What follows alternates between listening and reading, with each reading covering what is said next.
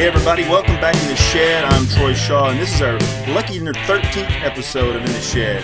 How's it going, Dave? It's going great, Troy. Not too shabby. How about you? How's Lennon doing today? Lennon is doing good. Lennon's my little boy. He's almost 6 months old, and he continues to amaze me and lets me realize that certain things that feel good don't always end in regret. Yes. Well, let's get this show on the road. All right, today in the shed we have Gordon Collier and Jim Reddig. Gordon, you're well known in these parts as the anchorman for KWTX here in Waco, but you also have the Gordon Collier Band, which is also well established. What bug bit you first when to become a musician? Is that what happened to me? I got bit by a bug? Man, is what that came a medical first, diagnosis? the anchorman or the musician? What came first? I was playing music before I got interested in doing news. When I was 14, my mom bought me a guitar and lessons. It was kind of a big surprise. My mom and dad loaded me up in the car and they drove me to the nearest town, which was 12 miles away, and I knew my birthday was coming up, so I thought it had something related to that. And we pull up to this house, and I'm like, all right, which one of these cars is mine? I just knew I was getting a new car. Oh, jeez. But we were in the backyard of my but the you're music 14. director. Yeah. You're delusional. I know, but hey, what 14-year-old is not delusional? Yeah, right. So we pull up, and behind his car, the music director at my church's house. And I was like, what are we doing here? We opened up the door, and he had this studio in there and had all these guitars laid out. And he said, pick one. Your mom's buying you a guitar. Okay. And I was like, wow, yeah. I mean, shoot. So you went for the 48 Martin right away, right? Oh, yeah, I wish. It was really pretty cool and quite a sacrifice on my parents' part. Because, of course, they did the right thing. They bought the lessons to go along with the guitar. Sure. So that made it. I mean, I'm still not a guitar player. Jim will attest to that. No. But I'm you keep fine. I've seen yeah. it.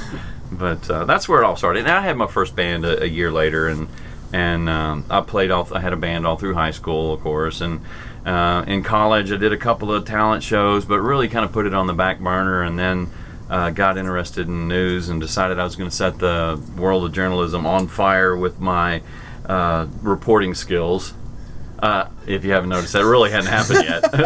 But anyway, sorry about the mosquitoes. Oh, that's all right.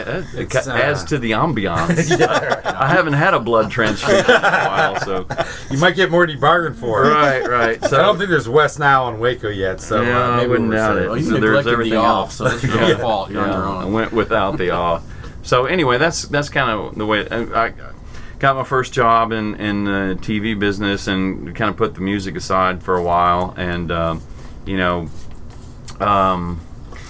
then it was while I was working in Tulsa, I met a bunch of hillbillies from southeastern Oklahoma and started playing with those guys. It was on a hunting ranch, and they'd pull out a guitar and a fiddle and start playing. I said, man, I really miss that. And that's kind of what led to getting back into music. Well, Gordon, why don't you elaborate about becoming an anchorman first? Because, since it's a fairly small pool as far as professions go, I mean, and you've certainly been a busy beaver as of late with the biker fiasco and and our great Texas deluge. But what does being anchorman entail? Well, I was just one of the stupid ones that decided to go into a profession where each, city, and it has to be a sizable city, has 4 jobs that I would be eligible for. If you're a nurse or anything, you can have your pick of jobs. But no, I chose this one. But it's a small pool. Yeah, it is. Like you said, a small pool, and I'm not a very good swimmer. Well, a lot of long hours and a lot of crazy things. But, the way my mind works, I have to be, stimulated, I could not be like a widget salesman. I couldn't do the same thing over and over every day. I would literally go insane. What was your first station that you started at, and what were you? I started out in. You weren't an anchorman. No. You got to crawl before you walk. You got to crawl before you walk, and sometimes I'm still crawling. But I started out in San Angelo, a TV station out there. And worked there for a while, 1 year, 2 months, a week, a day, and 7 hours. Not that I was counting, but Yeah, and I love San Angelo, but you know, that market is just so small and you can't afford to pay anything. Were Lost Lonely Boys still in their diapers when you were out there? Probably so. I think I babysat. All right. so that's where I started, and then I moved to Waco, and then was doing weekend weather and reporting, and then I moved to Tulsa for a couple of years, and they called and asked if I'd be interested in the main anchor position here, and I said, yeah, sure, why not? Where are you from, and where are you from, Chip? Well, I'm from Illinois. I'm from south of Illinois. Chicago. Illinois. What part? South of Chicago, a couple hours south of Chicago. Okay. I thought you were going to say South Side. And No. Regale us with some blues stories. No, unfortunately, nothing quite that interesting. Okay. He was born in a dark, smoky bar on the south side of Chicago. No, I've been down here since I was 18. Moved Okay. down here and kind of got into the music, just into the, such a good, rich music thing happening in Waco. There always has been. And there's a lot of talent. I came here right when they were creating the commercial music program at MCC. So you had a lot of people coming in that were going through that program, and there were a lot of good players. Yeah, we've had some in the shed. In fact, we have some more that we want to do. Probably shouldn't throw any names out there just so we don't want to, fall on our face. But definitely, the Gimbals and Ruthie Foster and people like that. Yeah, amazing talent who've come through here. And I had to work really, really hard to keep up with a lot of these people I was trying to play with when I was 19, 20 years old. Sure. Because there was so much talent. There still is a lot of talent around here. Where did you hang your hat, Gordon, when you were hanging a ball cap? When I was hanging a ball cap. Can you rephrase that question? Oh, where did I grow up? Assuming I grew up. I grew up in a small town near Houston, sort of near Houston, about an hour away from Houston, in Wharton County. I can tell by the blank look on your face. You have no idea where that is. Between Houston and Victoria, is that where all the salt comes from? Sulfur. That's where all the sulfur comes from. In between Houston and Victoria and Bay City, kind of in that little triangle, it's kind of down there. Huge music scene down there. Huge. So who were your early influences as far as music? Well, I was really fond of the Outlaws, and I was kind of a captive audience to my dad's taste in music. Fortunately, he loved all the people that are really cool, like so you Willie learned how to and play Waylon. Greengrass and High Tides. Oh yeah, of course. But he was really into Willie Nelson and Waylon Jennings and all those guys, and so that's what we listened to in his truck all the time on the road trips and things, and that's my very first album that I ever bought. It was an 8-track tape, and it was Viva Terra Lingua, Jerry Jeff Walker. Oh yeah. But and I can't believe I'm going to admit this. At the same time, I ordered a Barry Manilow 8-track. I'm not kidding. Cut that later. Yeah, right? please beep that out. Was it from the Columbia Record I think and Tape so. Club? I think it was. Right. Pay a penny and get 10 albums. Get 11 albums for a penny and have to. Right. And then they get your address and you owe them. And they're showing up at your door. I think I still owe them Yeah, some you money. still owe them. You've been out of business for 20 years and you still owe them money. Yeah. So how did you guys meet? We actually met when you needed a guitar player. To fill in. Okay, thank you. And Dave Blanton, our bass player, and I had played together 30 years ago. And just occasionally run into each other over the course of time, and he called me up on the phone and asked if I wanted to come fill in. I think it was Katie's in West when Katie's was still that here. barbecue joint. Yeah. And so I just kind of showed up, guitar in hand, and went The from rest there. is history. The rest is history. Yep. What year was this? 1943. Yeah, right. No, it was right after the war ended. 45. No, it was 2008. Okay. So we've been together a long time. Man, I'm glad I'm not for very good me, with numbers. Anyway, that's long for me. But when did you, Gordon? It's been longer for him. Like forever, but. So how long have you been? How long have you had the Gordon Collier Band? Even was it before Jim started? Yeah, it was. I had it up and going for, I don't know, probably a couple of years before Jim came along.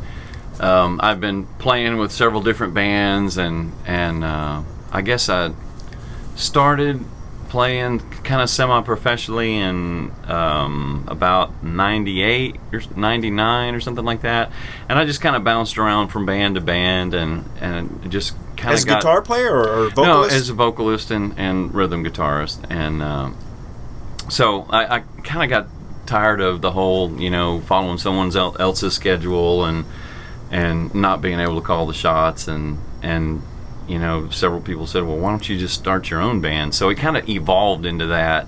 The people that were leading the band would leave, and I would stay, and I would keep the bass player. And you had your day job at KWTX at that point. Yeah, right. So you can call the shots. Well, yeah, I'm a shot caller. I wish I had some shots. Yeah, I'm kidding. Anyways. What kind of place is this? Well, actually, I got some vodka in the freezer. Oh, okay. So we'll do some in a little bit. Some shots in the shed. Yeah. We'll do. What do you think, Troy? Good time for a song? I think so. Yeah. All right. Well, guys, you gonna play a song for? What are you gonna play? I don't have any idea. I guess No clue at all. We'll wing it. Well, let's wing it. It'll be a surprise, We'll do folks.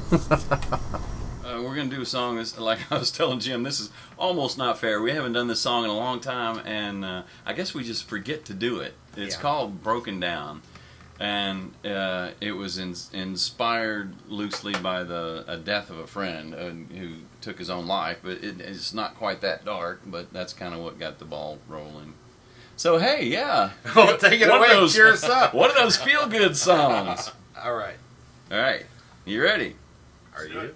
I'm ready. Go.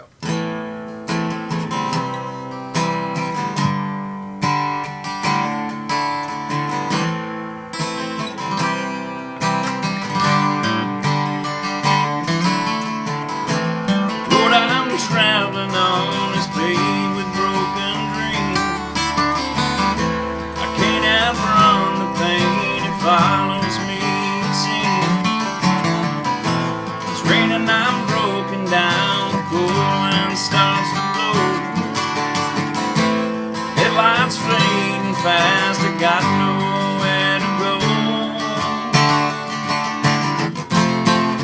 Will nobody notice if I don't make it home at all? Lost to my direction, got no one to call. I'm broken down, I'm broken down. You pick me up, you give me hope, you keep me warm. Caution lights start flashing on the road we're traveling on. You just laugh at me when I try to take the wheel.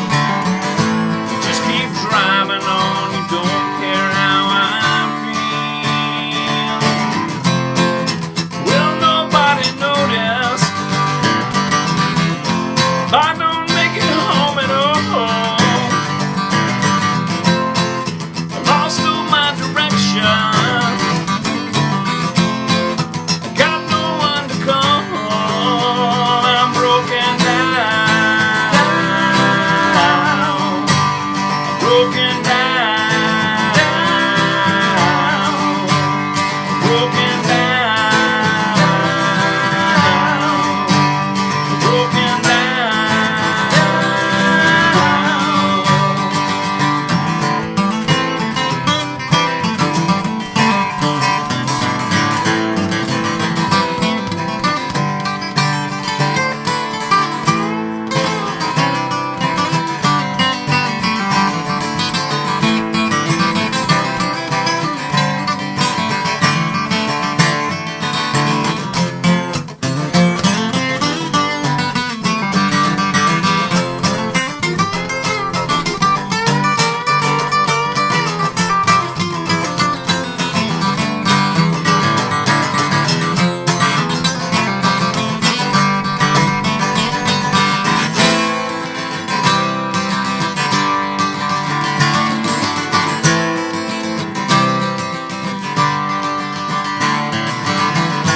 Road gets bumpy and we're taking too many turns. Head is screaming and my eyes begin to blur. I can't see the bridge that we can't overcome. Wake up right back starting from.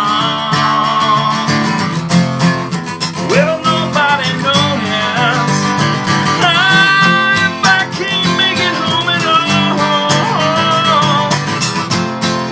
Lost all my direction. I got no one to call. I'm broken down, broken down. I'm broken down, broken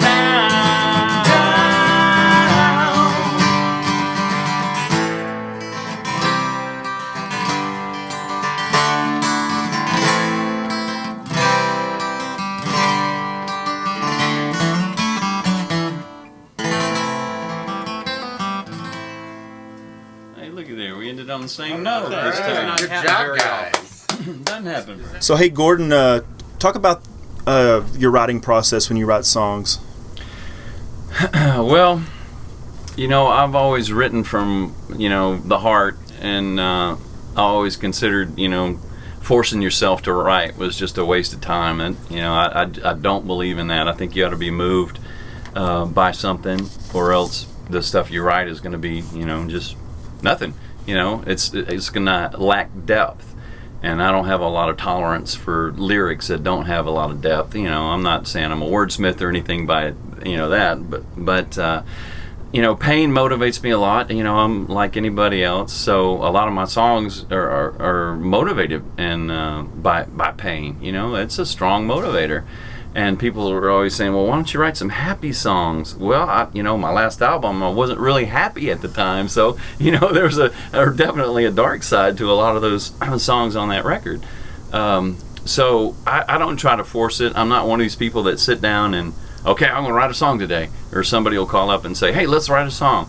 Well, if it's not there, it's not there. I'm not going to try to force it. So, I'll be driving down the road, I'll be laying on the couch or in my hammock or something, and some lyrics will come, and do you put it right in your iPhone right then, or man, do you, if I don't, it'll be gone forever. Yeah, exactly. Yeah, because I can't tell you how many songs, escaped you. Yeah. If you don't write them down, it's so convenient now to have something. Exactly. So, do you write lyrics and then fit the lyrics to and try to fit those to some music you already have? I know what you're getting at. A lot of people say, well, you write the melody first and then you put the lyrics to it. I kind of, when I'm putting together the lyrics, I could hear the melody, and I don't grab my guitar right away. I keep working on it until I have at least the first verse or two and the chorus in my head. And then I'll start putting the music together, and sometimes it changes a little bit as you're putting together practical chords and things. But that's kind of the way it works for me. Every once in a while I'll hear a melody in my head, and then the lyrics will come. But it's almost always lyrics first. I think I've noticed here with different bands, country music is more about the lyrics, and the lyrics kind of come first, right? And then you put that. Oh yeah. But I think rock stuff, like especially when I write stuff, it's more I write the music first, and then I try to fit the lyrics into the music. Oh, and I'm not knocking rock music, but count the number of rock songs that you have no idea what they're about. Yeah. It's endless. It's an endless list, because they start with these fantastic guitar progressions and things like that, and then just throw words in, which is great. There's some fantastic songs that were written that way. Or they whip out a J.R. Tolkien book and come up with some fantasy and a thesaurus. Book of Revelation. I know what you're saying. But of course, there's great lyrics and great music and all genres. Absolutely. And hey, I'm a huge. But you have a lot of guys that you had a guitarist and you had a lyricist, and they together, maybe separately, had the stuff, and they just formed it to fit the music, or vice versa. So. Yeah. I used to do like Troy did, where when I played rock music, I would come up with a really good melodic hook and then try and fit lyrics to it. But why I like Gordon's stuff is the lyrics do come first, and it's very cathartic. He writes very cathartic songs. Hey, do you got that dictionary? I know. Pull that. I'll do a 50-cent word. Let me Google that. That's right. Mexican word of the day. But that's why I like your music. Thank you. for that reason. Yeah. You know, you can kind of gets down where you're hurting, and it's a balm. So you talked about your last album. How many albums have you recorded? To all together, including that one. Oh, you don't have to include that one. Oh, okay. I don't have to include that one. No. Okay, I'm going to go ahead and include that one. That one. Okay. That's the first one that I have lots of material. It's just getting in the recording studio. It's just ridiculous, you know. Yeah, exactly. That's not my. Where was it recorded? And how long did it take? DRS. And it took forever because we would do it piece by piece, and whenever I had money or whatever. So it took a year? It was a long time, or so. Yeah. Maybe a little bit longer. And then the mixing, which took forever. Yeah. And then waking up these musicians and I know, bringing right? them in. And hoping they even show up. Right now. You know, 3 o'clock in the afternoon, get out of bed and get to the studio. Right. Well, you have a serious day job, you know, so do you see your future in Central Texas, or are you pining for that Brian Williams slot? Yeah, you saw what happened to Brian Williams. Well, I'm just saying. That's a big There's a crack target. in the door right there. There is a little crack, but I'm staying away from that one. Yeah, I don't see myself going anywhere, you know. You know, it's funny. That's one of the questions I asked him when we got together. I thought, how long is this band going to be here until he's up? Well, I'm going to Dallas, and I'm going to Los Angeles. And Yeah, I'm not doing that. You know, and when I was young and starting out in the business, that was my goal, to get to a major market. And I worked in Tulsa, which is a top 50 market. Sure. And my certainly gosh, larger than Waco, but well, yeah, it's a lot bigger than Waco. Man, it's just so cutthroat and no, thank you. And besides, I don't like concrete. I don't like highways and traffic. Yeah, and traffic Yeah. and here in Waco, and I tell tornadoes. everybody. I mean, not that Waco's short on tornadoes, but Oklahoma is a whole nother animal when it comes to that. Well, people are always, how long does it take to get somewhere? Oh, in Waco, everything's 15 minutes away. Yeah. Exactly. No matter where you There's are. 5 ways There's to get there. 18 different ways Yeah. to get Exactly. from here to Yeah. there. Yeah. 15 minutes, I'll be there. Exactly right. So you were at the Groovy Awards this year. You won. What did you win? Like Musician of the Year? Or I got Country Band of the Female Year? Vocalist of the Year. I can see that. Country Band of the Year. That's awesome. Yeah. It's pretty good. Have you won that before? Mm-hmm. This was number 5 or 6. Wow. Yeah, 5 or 6. That's pretty good. Yeah, we've done really Not well, bad. and it never ceases to amaze me. You know, it's such an honor to be recognized by your peers. You know, the nominations come from the general public and whoever, but it's all voted on by peers. You know, fellow musicians. Yeah, me and Have you Dave- ever gotten to hang out on stage with some like badass, big name artists? oh, that you yeah. can like drop some names right now. And Well, well, a lot of them have been because of my job.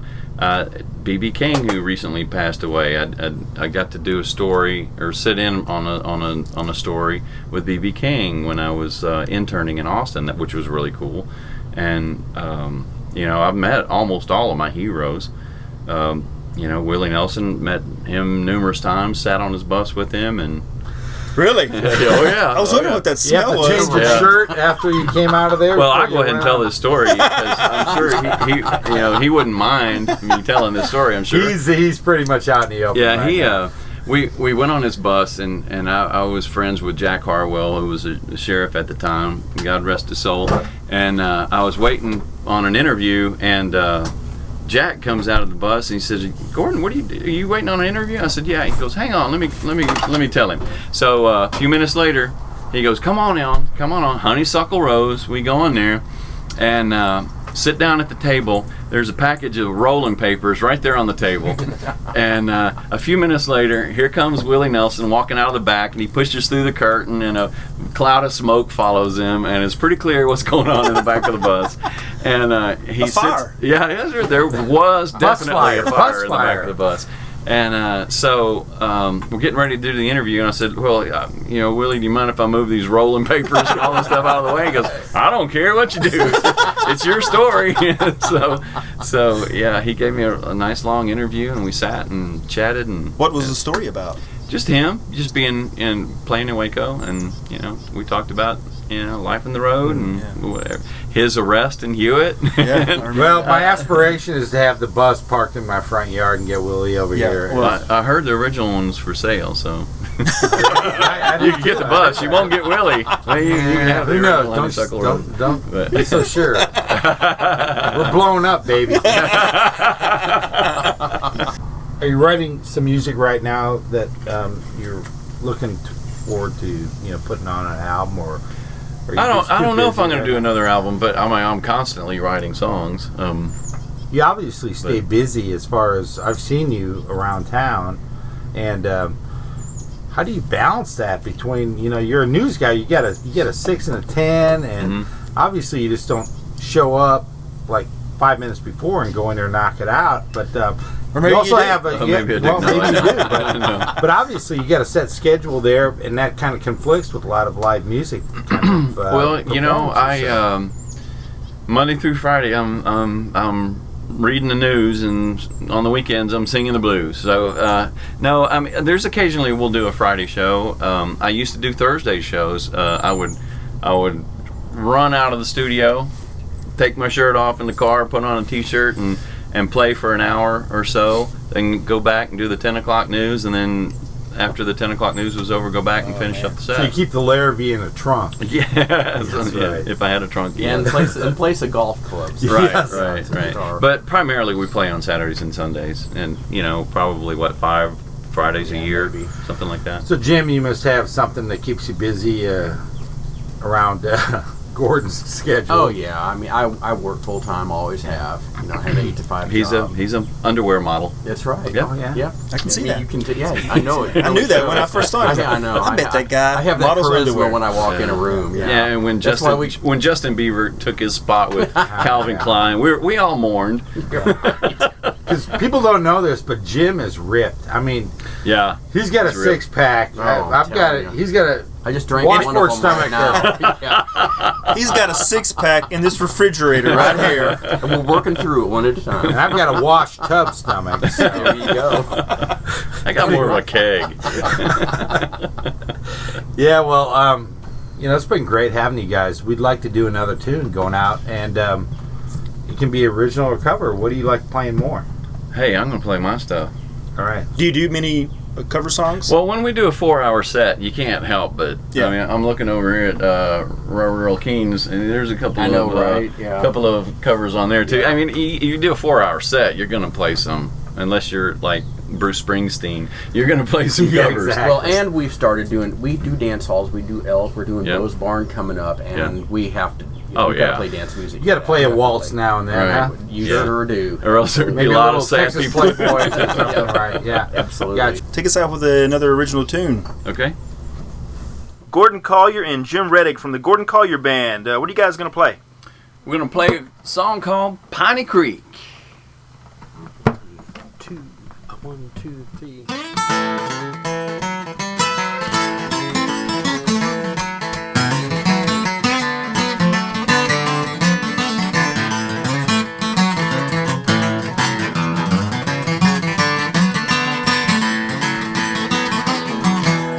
Nobody wants to go to Pine Creek anymore.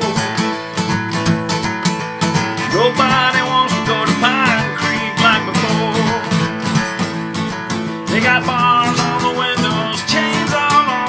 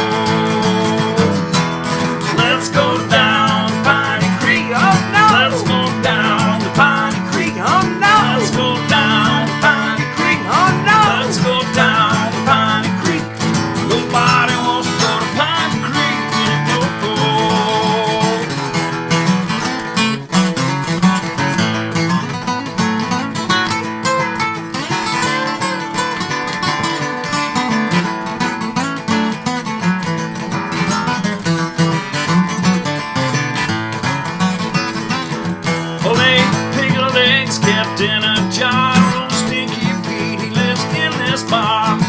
Health inspector shut it down again.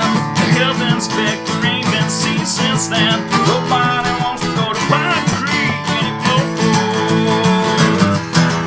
Let's go down to Piney Creek. Oh no! Let's go down to Piney Creek. Oh no! Let's go down to Piney Creek. Oh no! Let's go down to Piney Creek. Nobody wants to go to Piney Creek anymore.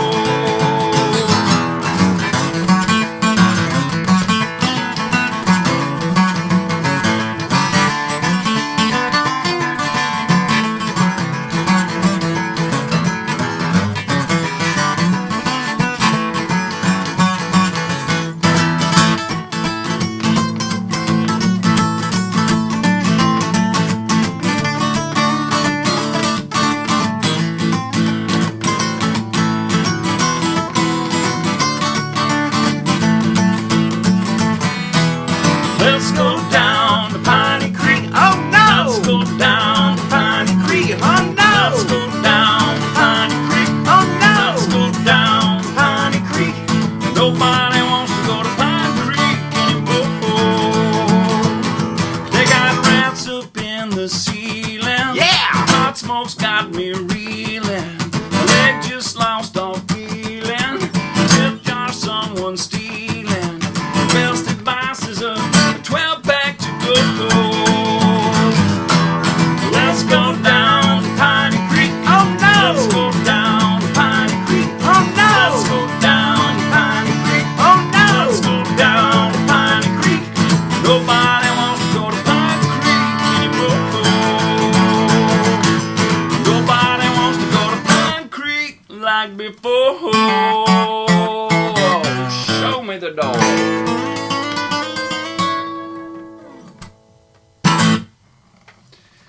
Excellent. There you go. There it is. Well, Gordon, Thank you guys for being in the shed. and I'd like to get a classic newsman sign off, if you don't mind. How's this? And ladies and gentlemen, that's all our time. Thanks so much for joining us. Gordon Collier saying, stay classy in the shed. All right.